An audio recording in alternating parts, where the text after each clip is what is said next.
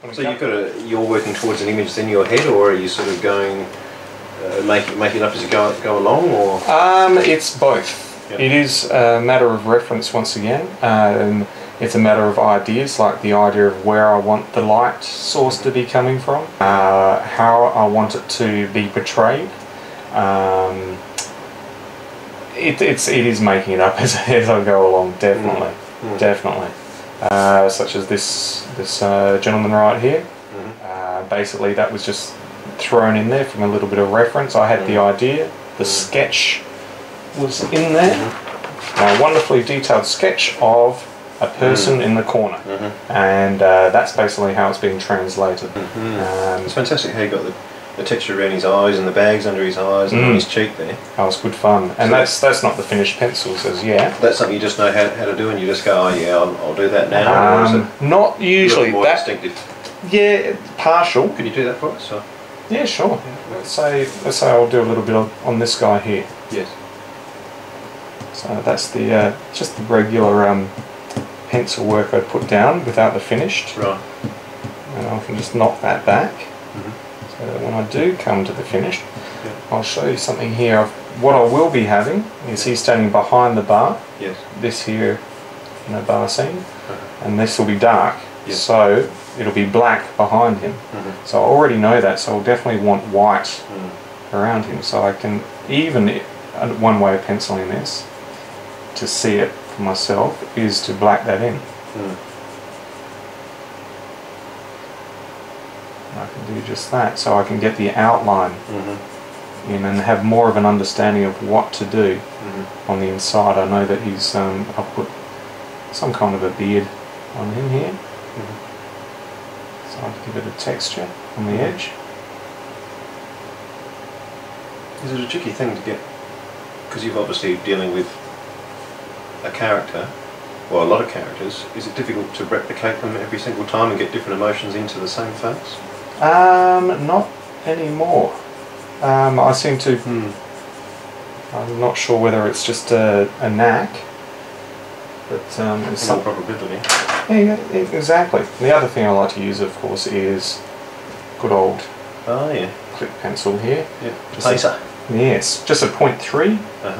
Nice and small. So when I want to really get into details, I can.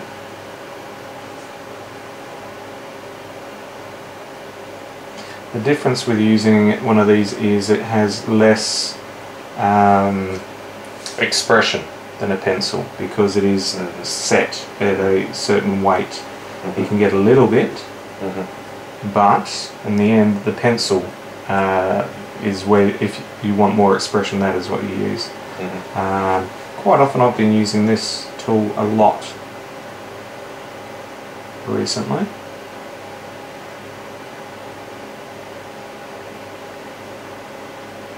What's its advantage? Its advantage is just it doesn't go blunt for starters. Yeah, so consistency. It's consistency. Is also just very good with detail. So you can really get in there, especially like on faces and the lights. You can get exactly what you want. With a steady hand, of course, and so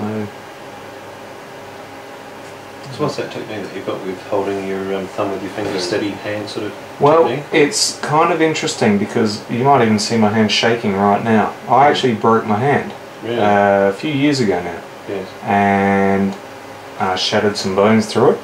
And it's been taking me years to get back to. It took me over a year to be able to draw some simple lines, and so I was out of commission basically for a year, and now still I have difficulty with the detail. So I generally give myself a little bit more stability.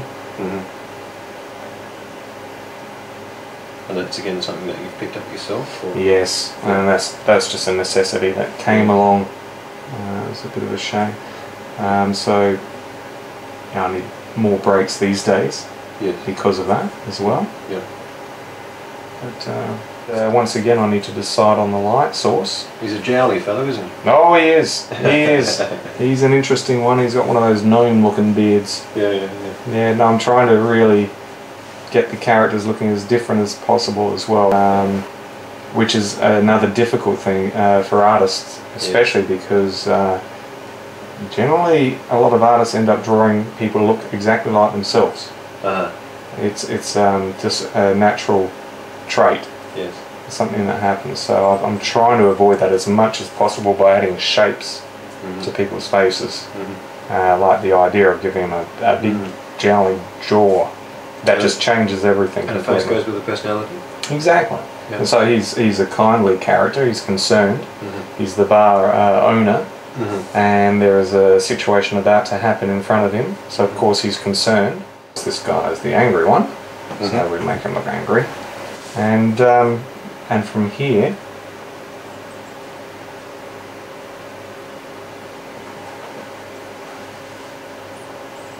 we let things go. And so, yeah, just trying to get the characters across as best as possible. And this is where all that preliminary work builds up to. So all those sketches, all those moments, it all builds up to being able to actually pencil this down.